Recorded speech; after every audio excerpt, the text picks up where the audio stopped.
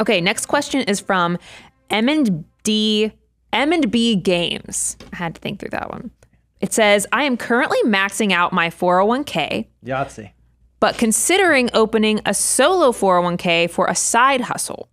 Is there any guidance on how to maximize the solo 401k contributions? Oh, I love it. I love it. There's some things they need to be careful of, though. Sure. Yeah. So for those of you that don't know this, I'll do Webster and then you do the fun stuff. Okay. All right. For those of you that don't know, you go work for a company. You have access to a 401k plan where your employer says, hey, we're going to sponsor this plan where you can decide to put some money into the plan, and we're also going to put some money in. Maybe if you put 0 in, we'll put money in, or maybe if you put 2%, then we'll put 2%. They can be structured that way, which is awesome. It's a huge benefit for working for larger companies that have a retirement plan like that because you can save a lot of money into those. And we know that from the studies, most millionaires hit millionaire status through investing in their 401k. That's the first account to hit 7-figure status. So they're amazing. But perhaps you're a self-employed individual, like, man, well, I don't have a boss. I don't have a company. I want to be able to do 401k. Well, these great things came along called solo or self-employed 401ks, where you as the independent business owner, if you are the only employee and the only participant in the business, you can open up a solo 401k where you can have the exact same benefit that these larger corporations have, where you as an employee can put money in and the business can also put money in. So even if you're working and you're paying yourself a wage, or even if you're receiving self-employment income, you can do salary deferrals into a solo 401k, and the company can do profit sharing contributions into a solo 401k. So it's a great savings mechanism for self-employed individuals. However, there's some things you have to think about. Yeah, M&B gave some indicators. Bo just said for self-employed. That's what solo 401ks were originally set up. But then a lot of us, a lot of people have side hustles now. And I love where M&B is thinking about this. But there is something just to be, it's not a trap. It's just something to be very mindful of. The government has these limits called 415 limits, meaning that if it's a 401k, if it's a 403b, it doesn't matter how many jobs you work in a year.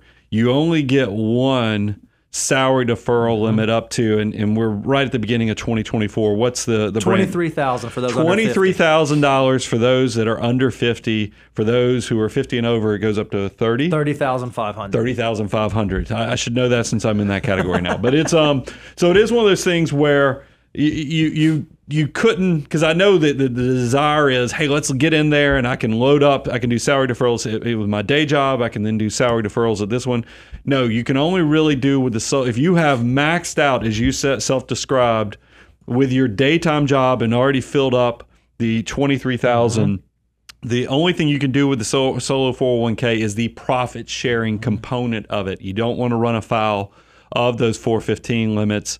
That's why, some people use SEPs. That's one of those unique things where SEP, the only thing I don't like about SEPs is you then can't do the backdoor Roth conversion. So solo 401ks just for the profit sharing is very valuable for that. Yeah, it's still an amazing planning opportunity, because even if you only have like $50,000 of side income through that solo 401k, even just doing the profit sharing, you can still get 20% of that net operating profit into a retirement plan. So it's a huge way to shield ordinary income taxes, even if you can't do more salary deferral. So it's pretty exciting. So just be mindful of the salary deferral. You can't double, they don't let you double dip on that. The other thing I will tell you, because so maybe you work for a university, maybe you work for a hospital, and not only do you get access to like a 401k, a 403b, but you also get access to a 457.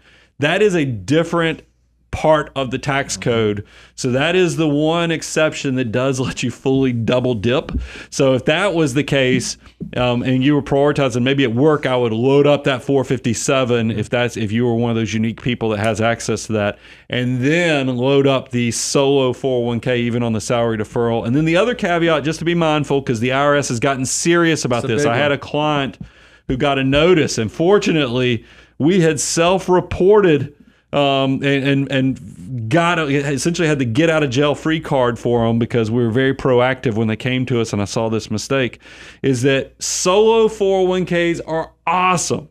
But once they exceed $250,000 of assets, you have to start filing the annual testing, the 5500s and all the other annual filings of normal traditional 401ks. And a lot of people, especially after good investment years, and they've been doing this for a number of years, they overlook that. And the penalties are holy cow punitive. Yep. So just don't fall in that trap. Be very mindful of these things. This is why, and I won't editorialize too much, but when I watch all these people on social media talk about how bad financial advisors are and their fees and everything else, and I'm like, all they think we do is asset allocation. I was like, when you actually get into the nuts and bolts on what wealthy people need to keep them out of trouble, but also maximize the opportunities, hello. Yep. This is, because the worst thing, I have informed delivery, and Daniel loves when I talk about informed delivery.